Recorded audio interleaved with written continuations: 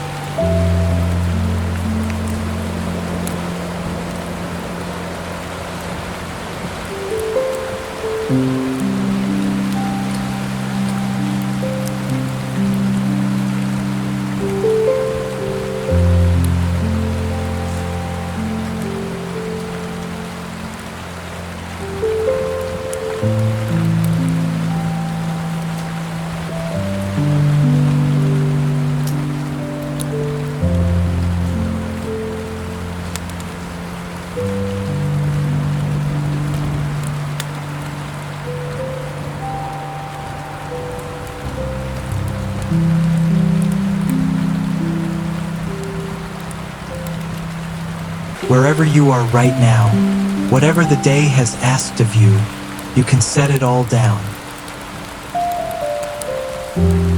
There is nothing left to solve tonight, nothing left to carry.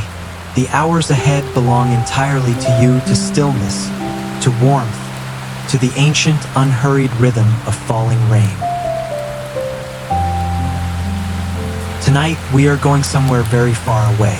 Somewhere the world outside your window cannot follow. Deep in the heart of South America, where the earth breathes warm and wet, where the trees rise so tall they disappear into their own clouds, there is a river, the largest river on earth. And beside it, perched just above its dark, slow-moving waters, there is a room waiting for you. The fire inside is already lit. The sheets are already turned down. A cup of something warm and herbal sits on the wooden bedside table, sending a thin, fragrant curl of steam toward the ceiling. Outside, the Amazon rain has begun in earnest, washing over the broad leaves, drumming against the surface of the river, filling the whole living world with its deep and constant voice. You do not have to go anywhere. You do not have to do anything. Simply close your eyes and let the rain bring you here.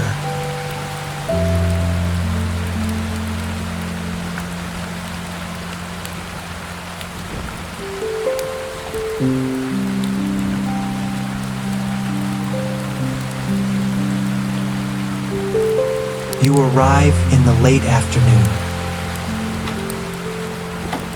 The river guide's wooden boat slows as it rounds a gentle bend in the tributary.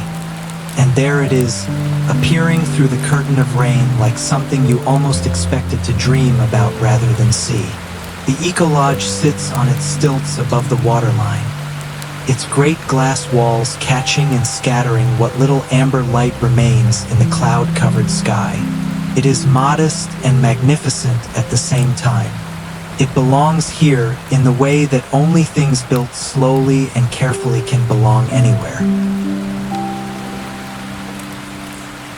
You step from the boat onto the floating dock, and instantly you feel it, the weight of the humid jungle air pressing gently against your skin, warm and alive, carrying the smell of dark river water and deep, saturated earth. The rain is steady now, not violent, not punishing, simply endless and inevitable, the way the Amazon rain always is. It has been falling here in some form or another since long before any of us were born. The narrow walkway that leads to the lodge door is covered by a low roof of woven palm fronds, and as you walk beneath it, you notice the sound change. The rain's voice becomes muffled, intimate, a slow percussion just above your head. And then the lodge attendant opens the door, and warm air rushes out to meet you, dry, amber-scented, carrying the faint wood smoke perfume of burning cedar. You step inside. The floor is polished dark hardwood, smooth and cool beneath your feet. The walls to your left and right are solid, built from deep red timber, hung with simple weavings, geometric patterns in earth tones, ochre and rust and deep forest green. But the wall before you is made entirely of glass, floor to ceiling, wide enough that you feel you could simply step through it and into the sky itself. And beyond that glass, the river, The Amazon tributary stretches out before you, wide and dark and patient. The rain is falling on it in curtains now, and you can see each individual drop striking the surface, sending up tiny crowns of water that collapse back into perfect rings, widening, overlapping, dissolving into one another in a pattern so endlessly complex it becomes, after a while, profoundly simple. Like breathing, like a heartbeat. You stand at the glass for a moment, your hands loose at your sides, and you breathe it in. Someone brings your herbal tea without you having to ask. It is served in a clay mug, unglazed on the outside so that you can feel the warmth of the liquid through the walls of the clay itself. A small luxury, the kind that asks nothing of you. The scent reaches you before the mug does. Lemongrass and ginger, something floral and unnamed, the ghost of dried bark. You wrap both hands around it and carry it to the wide chair nearest the window.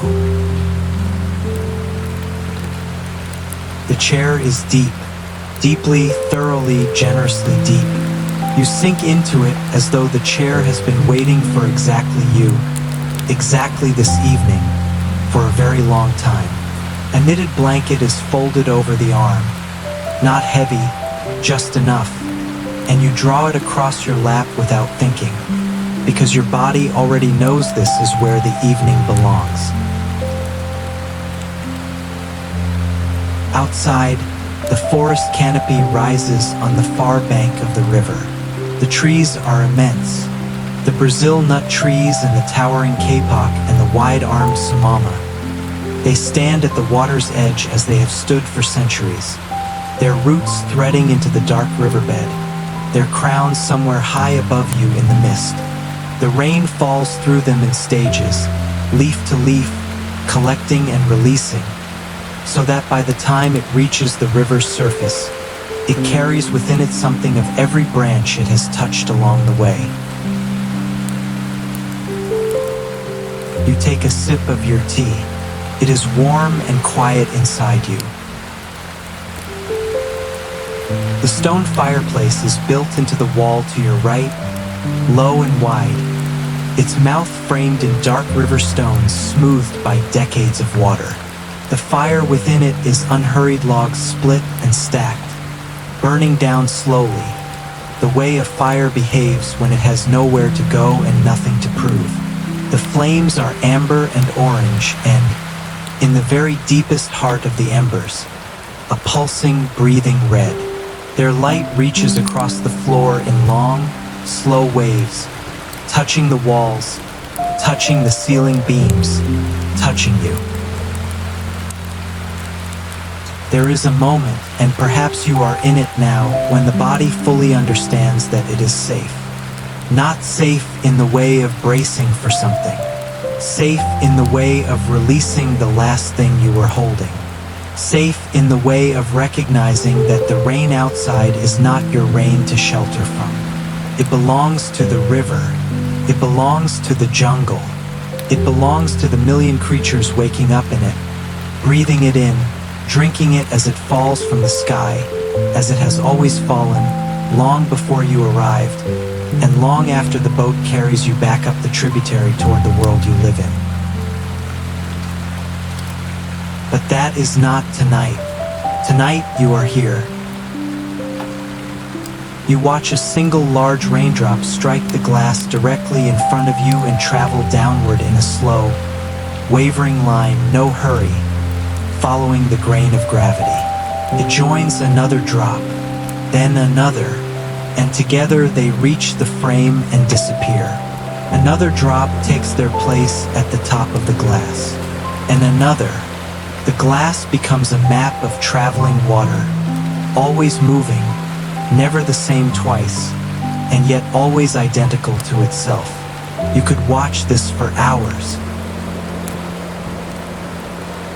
The light in the room shifts as the last of the evening presses itself against the clouds outside. The sky over the river deepens, indigo at the top, a soft pewter lower down where the mist meets the water. The jungle on the far bank becomes a dark, dreaming wall of green, its details softening into one continuous, breathing form. A heron, gray and still, stands at the waterline below your window for a moment, then lifts silently, banking over the river in a wide, unhurried arc, and is absorbed back into the evening. Your tea is half finished. The mug is still warm in your hands. The blanket has found its way a little higher up your chest, not because you reached for it, but simply because evening has arrived and your body responded. The fire pops quietly, once. Out on the river, the rain rings multiply and overlap in their millions. A vast, shimmering tapestry drawn and redrawn on the water's surface in real time. Over and over, patient and absolute. There is no beginning to it. There is no end. Only this, only the rain, only the fire behind you and the river before you, and the warm clay weight of the mug in your hands, and the night settling like a gentle hand across the length of your shoulders. You are here. You are perfectly dry. You are safe from the storm. And the river has been flowing like this, wide and dark and deeply patient, for longer than any word we have for time.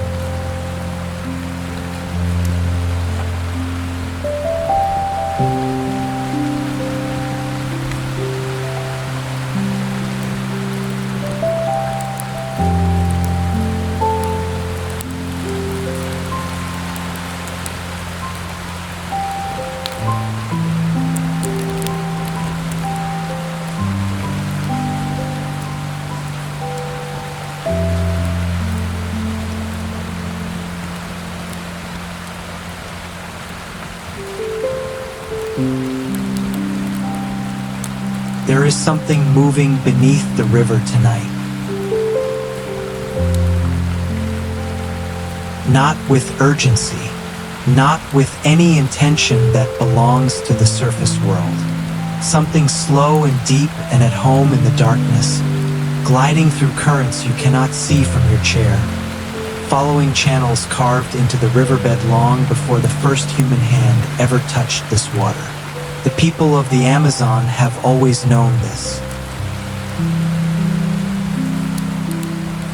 For as long as there have been villages along these banks, and there have been villages here for thousands of years, their fires reflected in this same water, their children falling asleep to this same rain, the river has never been considered empty, never been considered silent. It has always been understood in the quiet, certain way that true things are understood, that the Amazon River keeps its own company.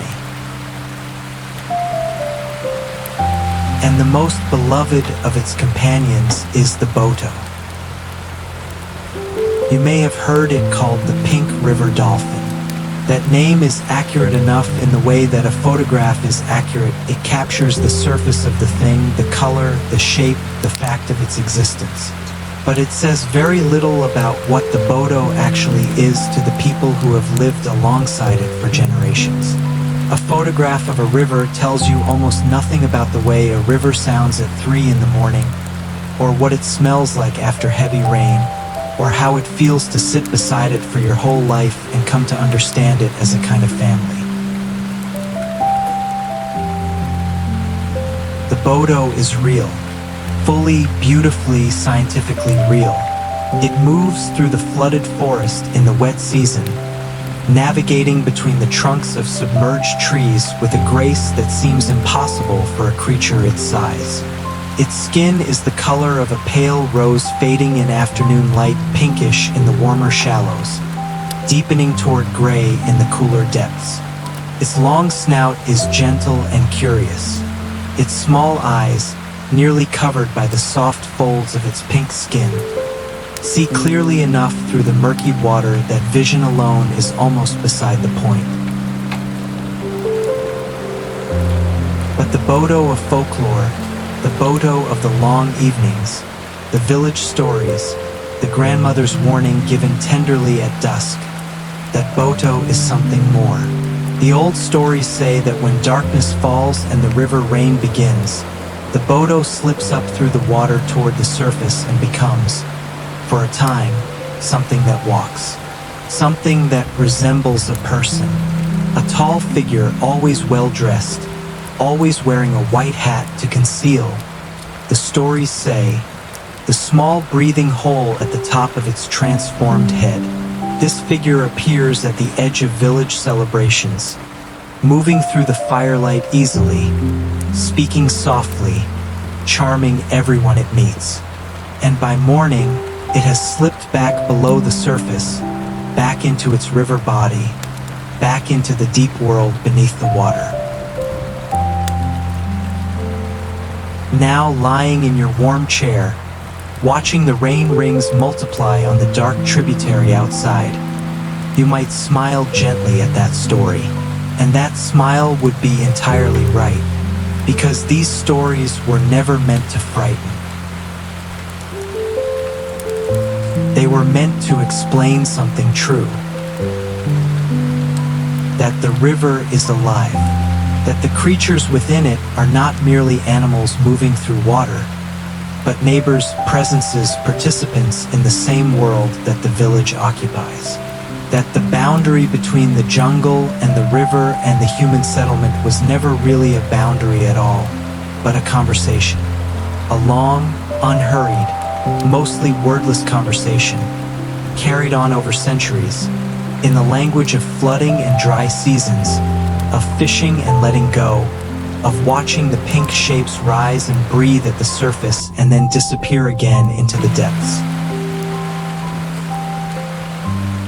On nights like this one, when the rain comes down heavily and the river swells and darkens and the jungle on the far bank blurs into one great breathing shadow, the Boto does not wander toward the lights.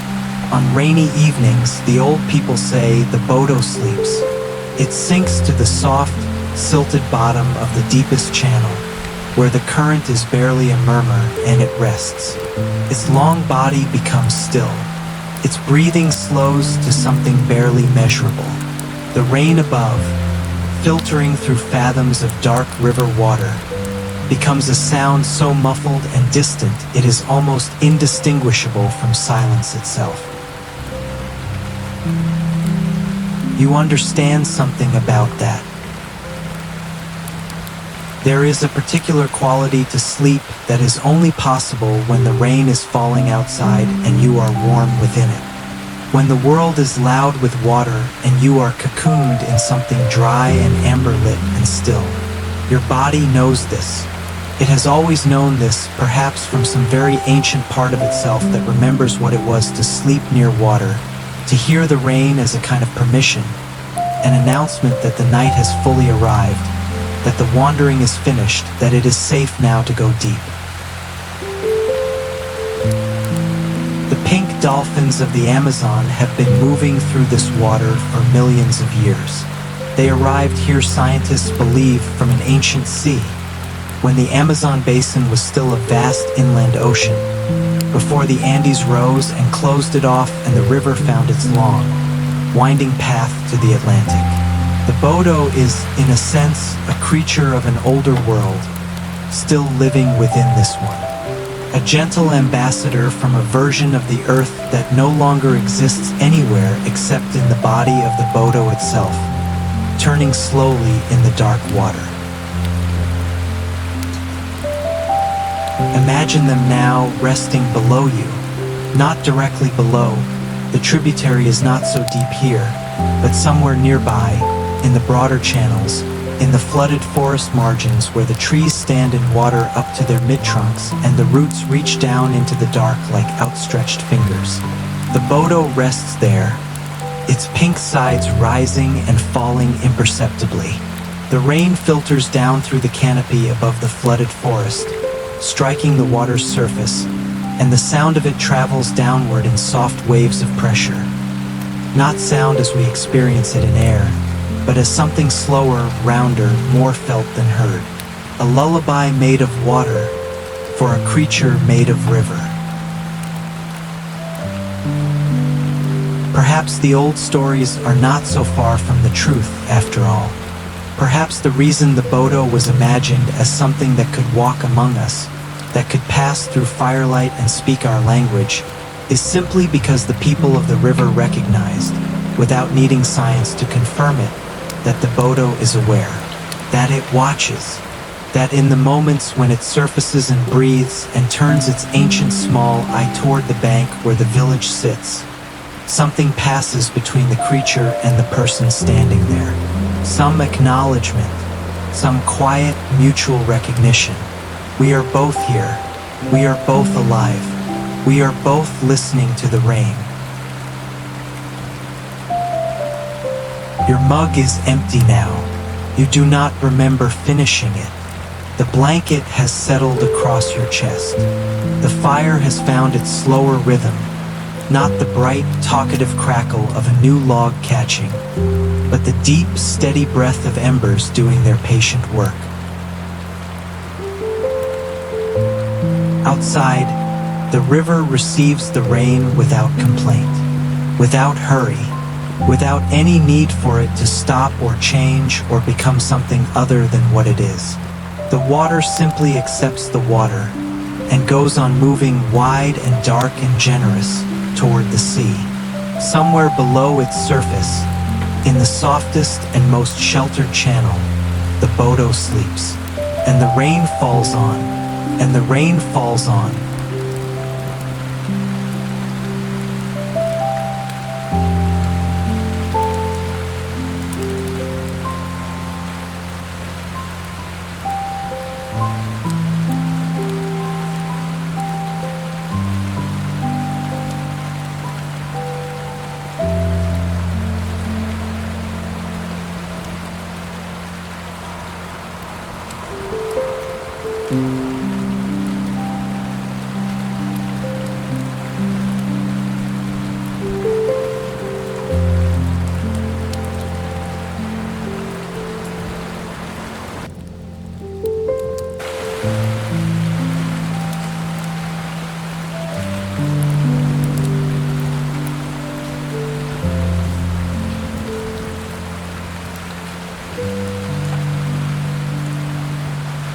There is a story that belongs to this part of the river. Not a legend exactly, not the kind of story that grows in the telling until it becomes something larger than any single life. This is a quieter story than that, a story about a man and a room and the particular stubbornness of books, the way they hold their shape against time when everything around them surrenders to the jungle. It begins, as so many Amazon stories do, with rubber. In the late 1800s and into the early decades of the 20th century, the Amazon basin was the center of the world's rubber trade. The great Hevea brasiliensis trees, tall, silver-barked, bleeding their white latex sap when cut, grew here in abundance, and the world had recently discovered that it could not function without them. Bicycle tires, automobile tires, industrial gaskets, and waterproof boots and telegraph wire insulation. The modern world was being built, and it required rubber, and the rubber lived here in the jungle, and so the jungle was entered. Thousands of men came into the forest during those years. Most of them came from the drought-stricken northeast of Brazil, the Sertão, where dry seasons could last for years and the land offered little mercy. They came by boat up the long tributaries, deeper and deeper into the green interior, and they were assigned their seringais, their rubber trails, networks of hevea trees that a single man would walk every morning before dawn, cutting each tree with a shallow diagonal slash, hanging a small clay cup below the wound to catch the slow drip of latex, then returning in the afternoon to collect it. It was solitary work, profoundly, completely solitary.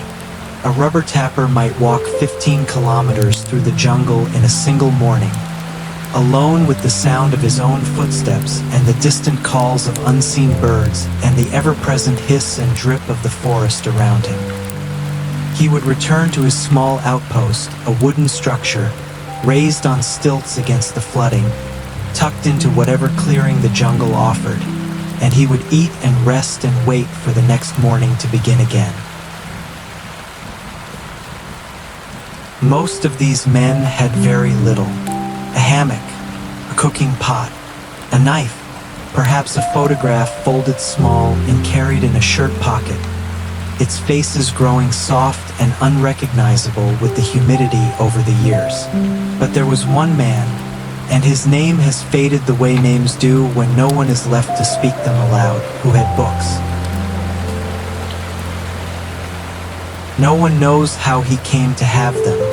Perhaps he carried them upriver from Manaus, where the rubber boom had produced, briefly and extravagantly, one of the most ornate opera houses in South America.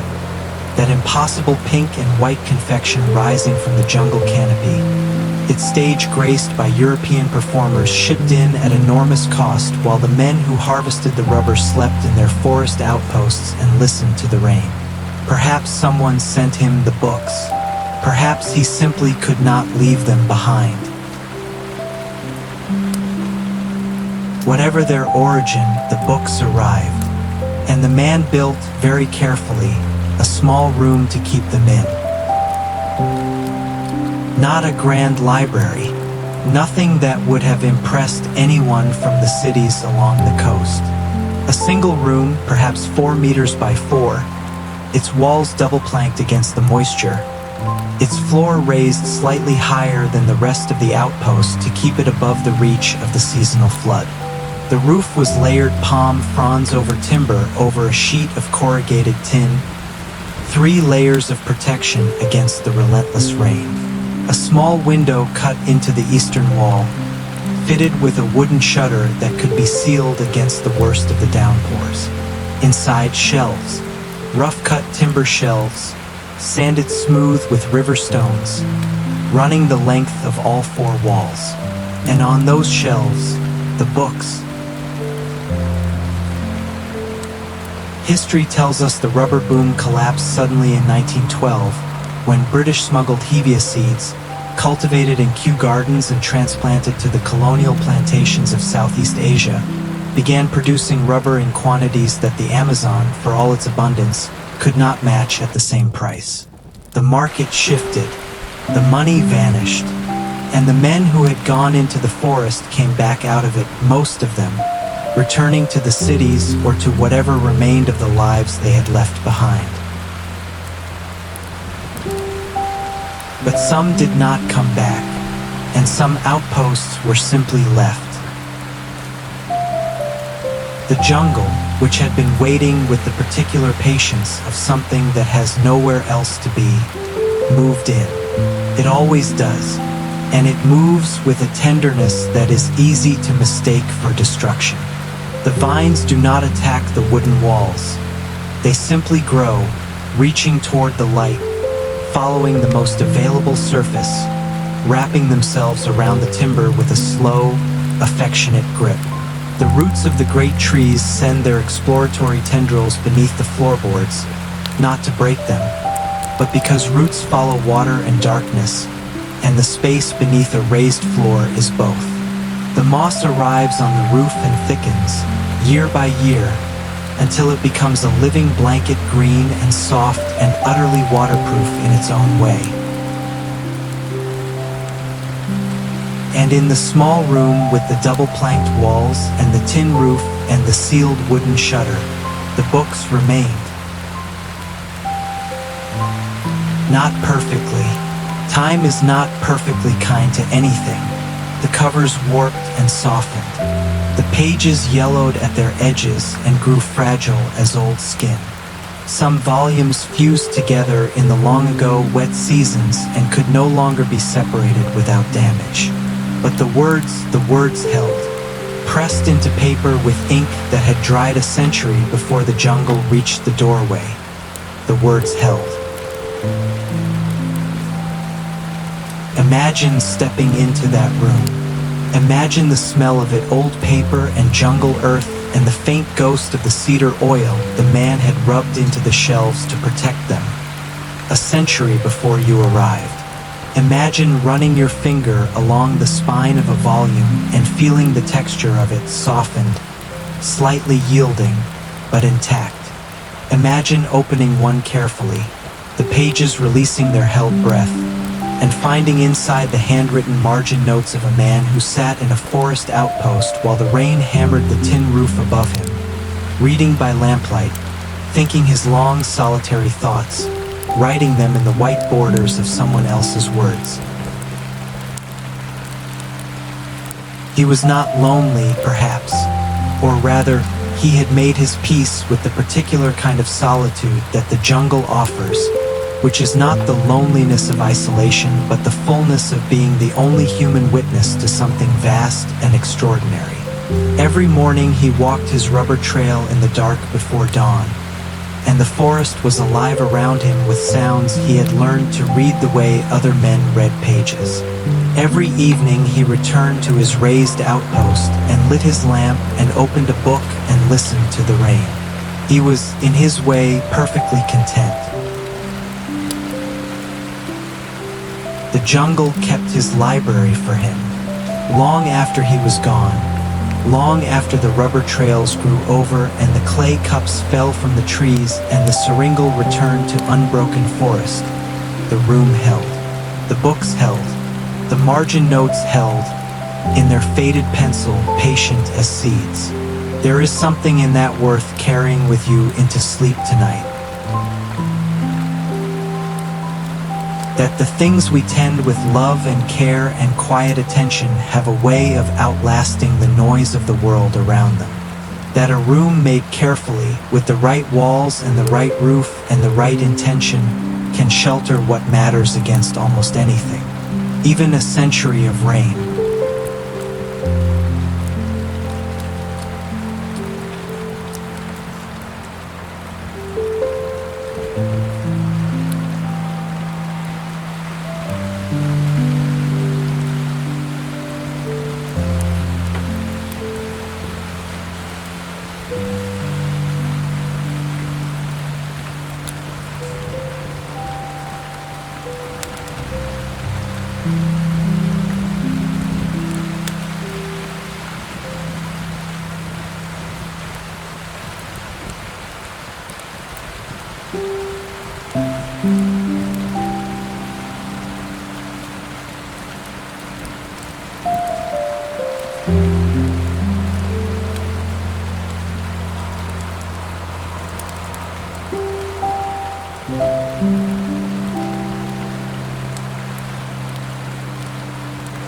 The rain is changing, not stopping. The Amazon rain does not stop so much as it breathes, pulling back slightly, finding a quieter register, as though the night itself has asked it to lower its voice so that the sleeping world beneath the canopy can rest more deeply. The curtains of water that swept across the river an hour ago have softened into something more patient, more personal, each drop finding the surface of the tributary in its own time, sending up its small quiet ring, which widens and fades and is replaced by another. The river has become a dark mirror.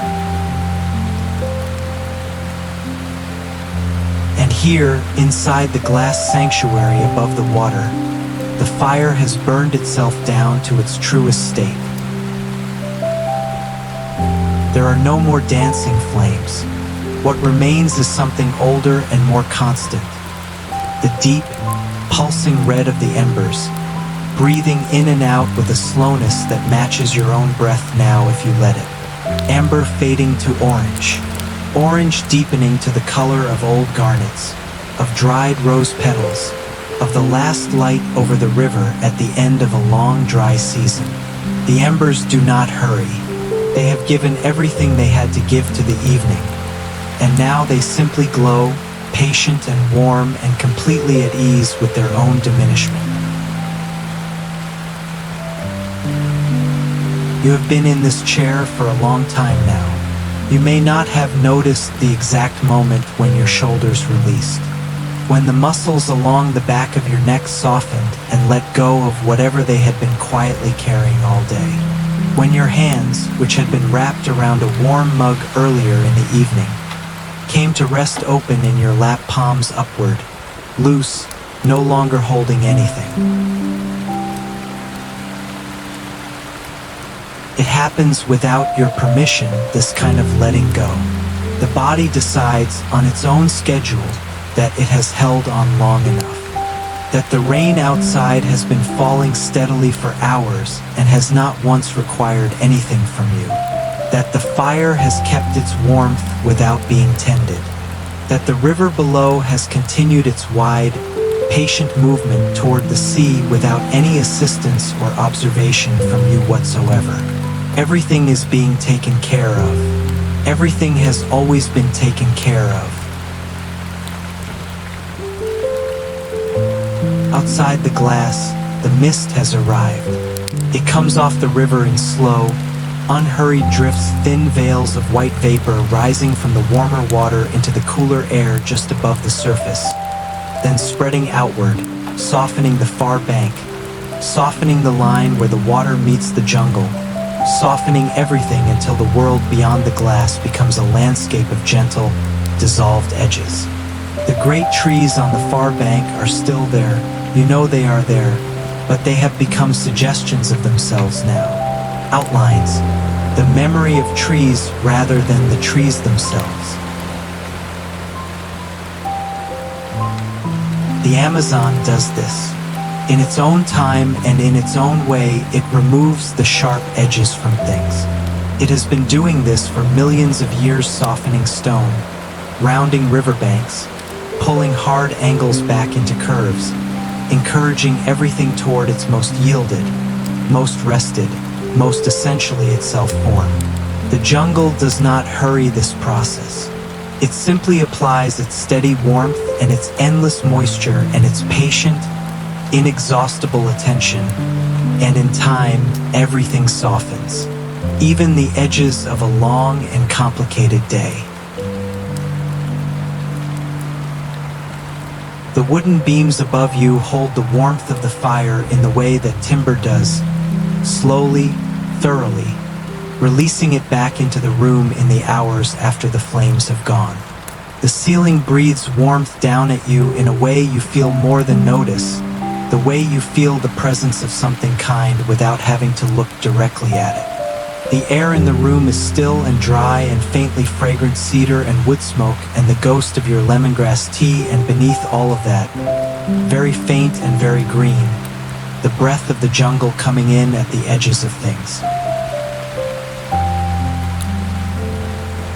You are cocooned in this. That is the only word for it. Cocooned, wrapped in warmth and amber light and the continuous soft voice of the rain on the river, in the way that only the combination of inside and outside can produce. If the rain were not falling, this room would simply be a warm room. If you were standing out in the rain, you would feel only the rain. But here, precisely here on this side of the glass, with the fire breathing behind you and the river receiving the rain before you, you occupy the perfect interval between the two. Safe from the storm, perfectly dry inside, the rain falling on and on and on. Your eyes, if they are still open, are barely so. The river outside has become a long, slow pulse of dark water and scattered rain rings and rising mist. The embers in the stone fireplace have deepened to their final, truest color, a red so dark it is almost brown, almost the color of the river stones themselves, patient and permanent and warm. The polished hardwood floor carries their reflection in a long wavering ribbon of amber light that reaches from the hearth to the edge of your chair and no further. There is a sound that the Amazon makes, deep in the night, when the rain has settled into its quietest register and the creatures of the canopy have gone still and the river moves in its vast, unhurried way beneath the darkness. It is not quite silence. It is something richer than silence, a layered, living, breathing quiet that contains within it the slow respiration of 10,000 species, the underground conversation of root systems, the turning of the river over its smooth stone bed, the tick and settle of the wooden lodge as it rests on its stilts above the water. It is the sound of the world being deeply, thoroughly, anciently alive. Let it hold you now. You do not need to listen for anything within it. You do not need to identify it or understand it or remember it for later. It is simply here, as you are simply here, breathing in the same dark and the same rain-washed air, participants together in the same enormous and unhurried night. The Boto rests in the deep channel below. The jungle holds the rubber tapper's library in its slow, green arms. The river carries the rain back to the sea. And you are warm, and you are dry, and there is nothing left to do tonight but let the darkness take the last of your weight.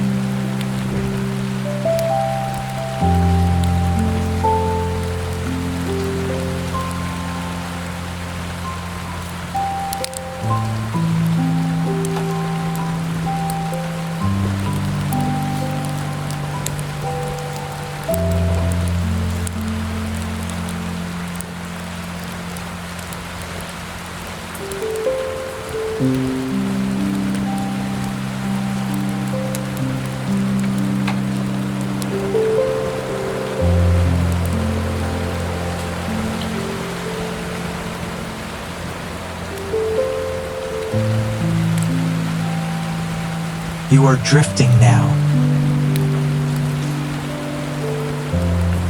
Not falling, not losing anything, simply releasing the way the river releases into the sea, the way the embers release into warmth, the way the rain releases from the cloud and finds, after its long falling, the surface it was always meant to reach.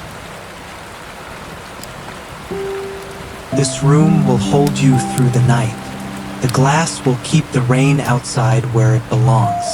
The timber walls will hold their warmth until morning. The river will move below you wide and dark and patient, carrying the whole long evening away with it, downstream toward the light.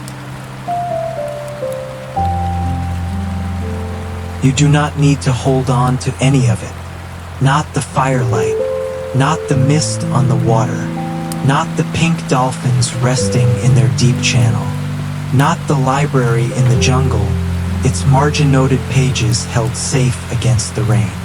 Not any of it. Let it all drift. The rain will still be falling when you wake. The river will still be wide. The jungle will still be green and breathing and alive in its ancient, unhurried way, full of creatures you have never seen and sounds you cannot name, and a beauty so patient it requires nothing from you except, occasionally, your quiet presence within it. Sleep now. You are safe from the storm. You are perfectly dry inside. And the rain falls on.